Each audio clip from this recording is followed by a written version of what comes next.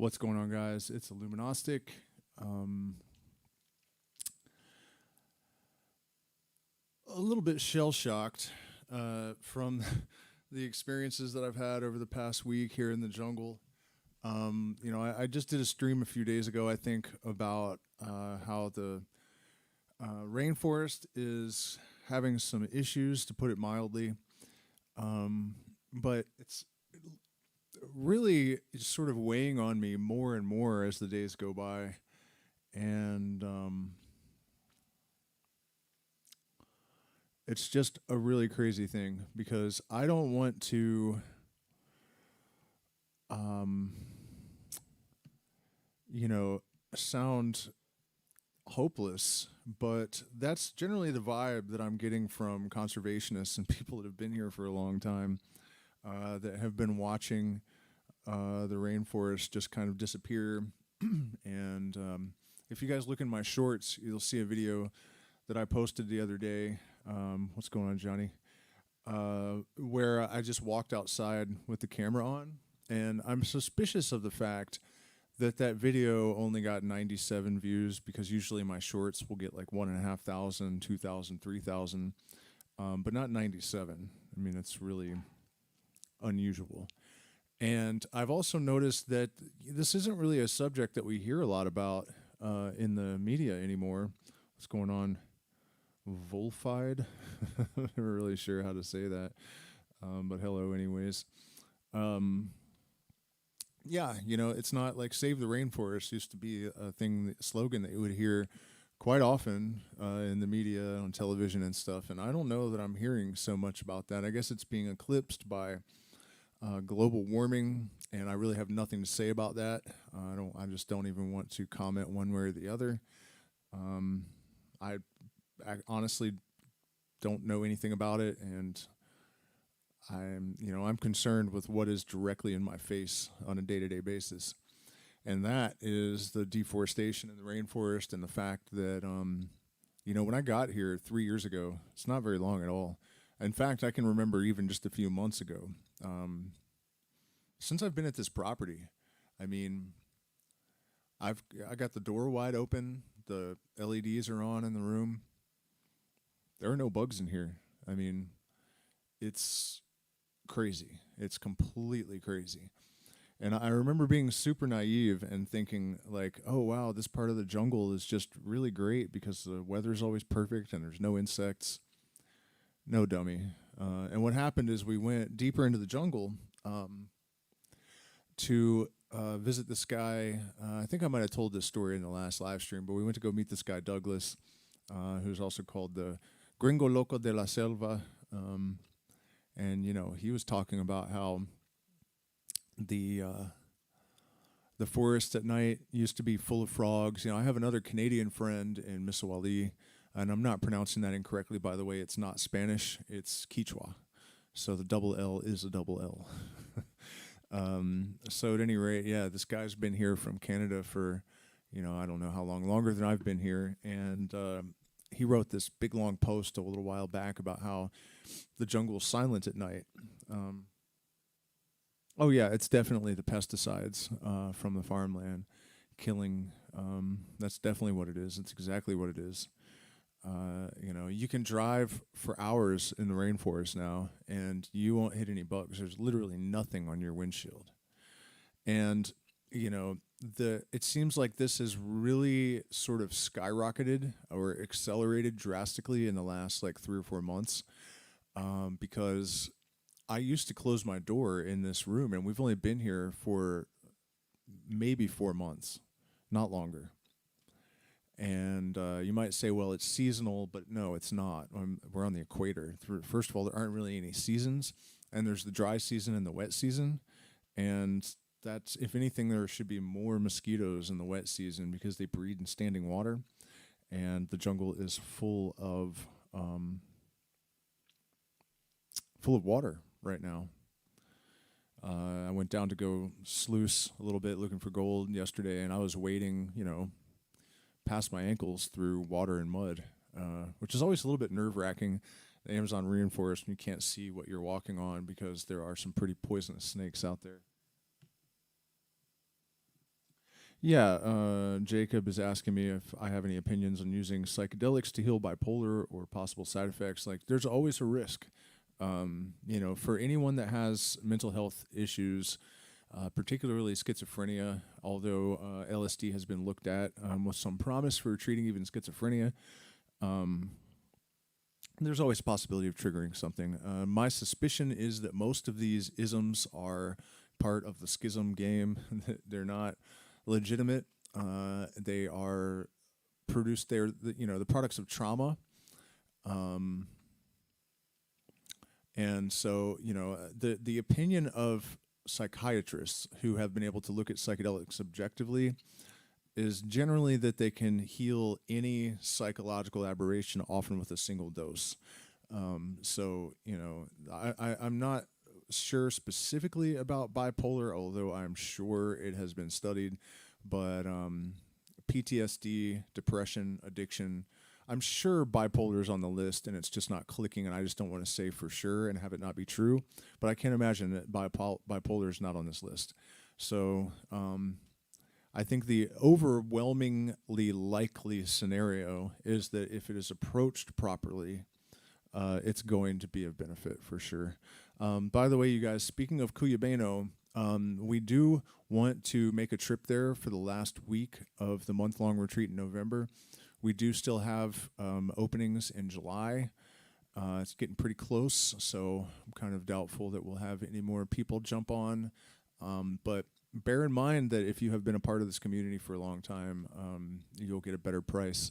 And we're actually on the low side anyways. I've had a couple of people go to look at the website, and then I never see them in the chat again. And, we're almost the lowest I can find. So I don't know what is shocking people about that.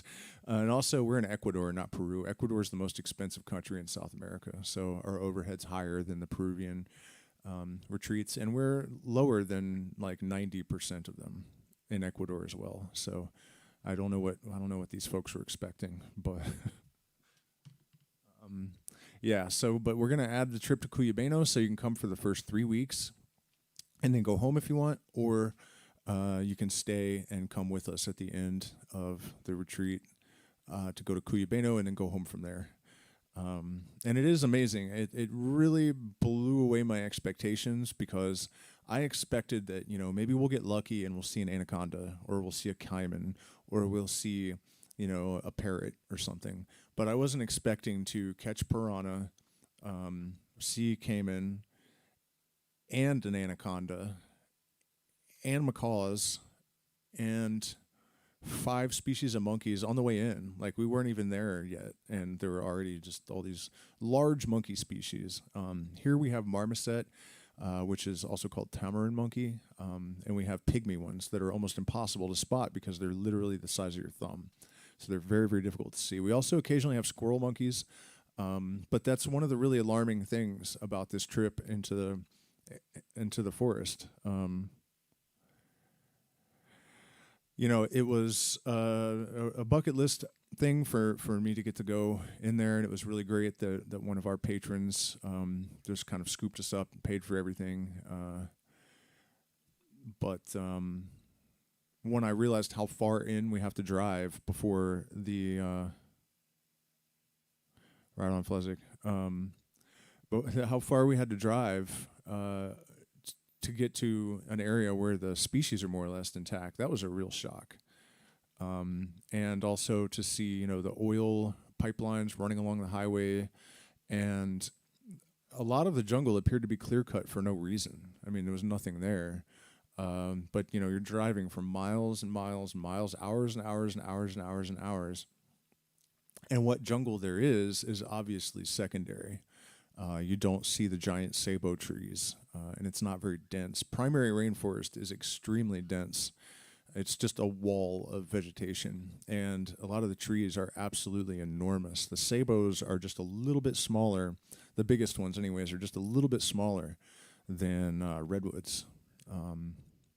At least the trunk diameter. I don't know about the height, but you don't see any of that stuff, so it's secondary rainforest. Also, the composition of the plants is different. You won't find a lot of chaliponga. You won't find a lot of ayahuasca. You won't find a lot of Dr. Sandi, the tree that the white latex is used to make medicine, cheese, and milk. Weird stuff, but very medicinally helpful, especially for gastritis and other ailments that are sort of related, gastrointestinal stuff. Also Sangre de Drago, you know what I mean? You don't see these things in the secondary rainforest. And these are, of course, all of the most important medicinal plants. So when we lose the primary rainforest, we lose a lot of the plant species. And then when that happens, we start to lose animal species, because there are all of these codependencies, all of these symbiotic relationships that organisms develop, and when one organism goes, then other organisms fall. It's a domino effect, and I feel like I'm witnessing it already, because we used to get a ton of bat shit in the bathrooms here because the ceiling is open and the bats hang around the toilets to shit, which is funny, I guess, but it's just the way the building is. The way the building was engineered. The bats just happen to shit in the bathroom, but there's hardly any bat shit in there these days. So losing the insects, losing the bats, this is going to be a really, really rapid fall. Hopefully these aliens that landed in Vegas the other day will be able to offer some respite and straighten humanity out. Or maybe they can use like a vaporizing death ray that doesn't cause any pain, and just sort of vaporize the people that are contributing to the downfall of humanity and the destruction of the planet. I wouldn't mind that. It kind of saves the rest of us from having to deal with it ourselves. But yeah, it's pretty crazy, you guys, and that's the main reason I just wanted to jump on tonight, is to continue encourage people not just to come to our retreat, which is important. We do need the support. We've had all sorts of things going awry in the last couple of weeks or so. The internet affiliations that I have in various departments dealt us dirty.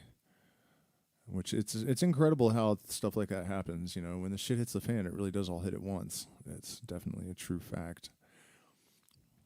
That sort of energetic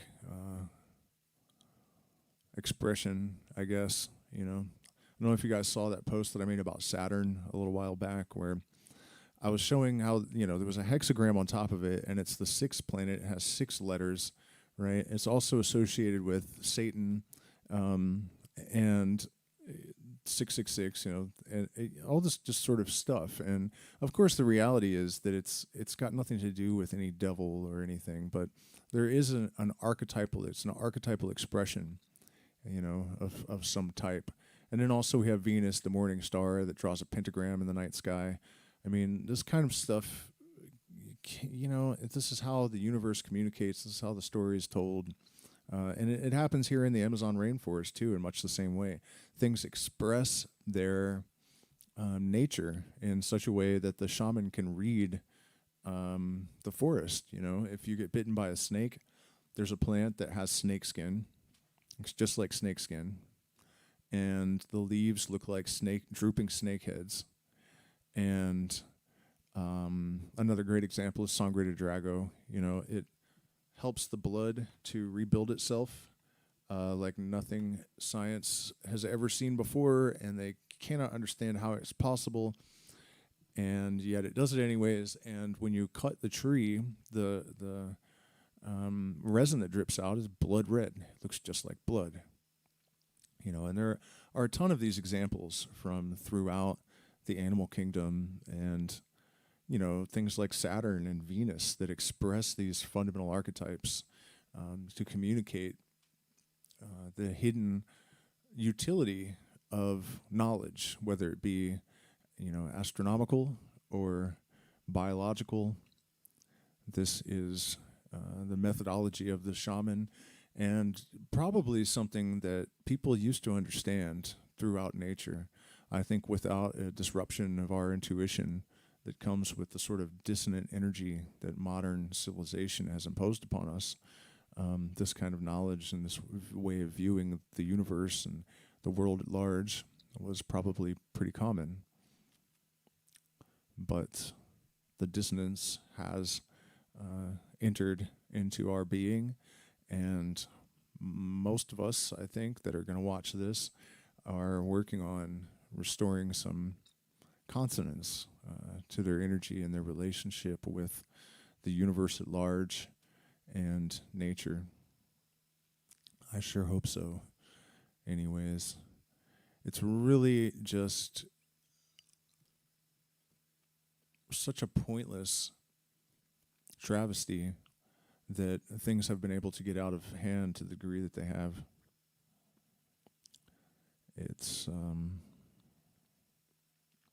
to be very difficult for the pendulum to swing back into its rightful place. The thing about that is, though, that the pendulum does swing, and the nature of the universe or the expression of its laws tells us that the further it swings in one direction, the further it can swing back. And the reality of that is, if you just think in terms of the consequences of extremes, it's, really obvious why that would be. If civilization flies so far to the destructive and the dissonant, then that collapse would restore nature the most rapidly and the most thoroughly. So, these hermetic axioms, I guess, or this occult knowledge really does prove itself if you test it with observation. It's really quite remarkable to see mostly how obvious this stuff is and how invisible it seems to so many humans. It really never ceases to amaze me in all the wrong ways. All right, guys, I'm going to make it a brief one tonight, but I thank you guys for spending this time with me. I may pop on in a little bit on a totally different subject. But for now, I hope some of you guys can make it down here to join us in November, because it's going to be an amazing experience with the medicine, and our shaman and shamana are not people that have been influenced by the outside world in the way that the ones in Iquitos and other places have, and they've all developed this sort of corny new age practice, I guess. And we're off the beaten path here where there's never been a lot of tourists. So it's definitely a more authentic experience. And then, of course, my approach is a mix of the ancient and the modern. And then at the end of the month, we're going to head out to Cuyabeno to take canoes way out into the jungle. And the best thing about going in November is that it's the low point for tourism, but it's also the low point for water. So the rainy season is over, the dry season, it's the peak of the dry season. And the benefit of that is that if the water is low, the animals have to come down to get drinks. So your chances of seeing jaguar, large caiman, and large anaconda are much, much higher. So it's definitely a better time to go. All right, guys, good night.